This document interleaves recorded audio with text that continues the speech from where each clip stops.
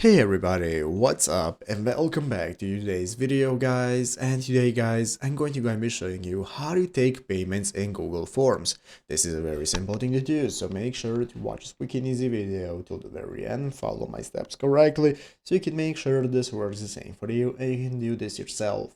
But yeah guys, let's get straight into it. So first things first, we're going to be opening up the official Forms website right here, docs.google.com/forms. Once you have opened this up, you'll be greeted by the main page of Google Forms, where we can get started connecting our accounts. In the upper right corner, you're going to have the option to log into your Google account. If you do not already have one, go ahead and create a new one. And once you have logged in, you'll be greeted by the main page right here. In this home page, we can take a look if we can get started creating a new form right here. We can take a look at all the forms we have already created so that we can access them and so on. And now let's go ahead and get started. So basically guys, how can we go ahead and receive payments? Google has not implemented a direct way for you to receive payments using forms. So what we have to do is get creative. Let's say we have created a form right here. This is going to look like this. So here I have tutorial form for a video. Now here I have multiple options. Basically guys, what you can do is input any options for payments either as a text or as an image. As you can see right here in this article, somebody has written how to easily collect payments in Google Forms. That they have given us the idea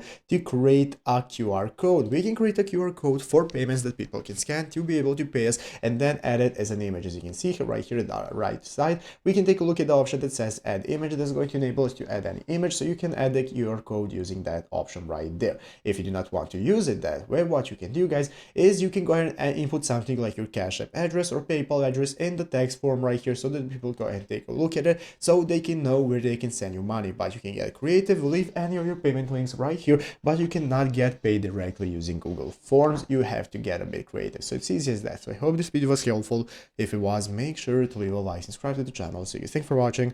Take care and bye.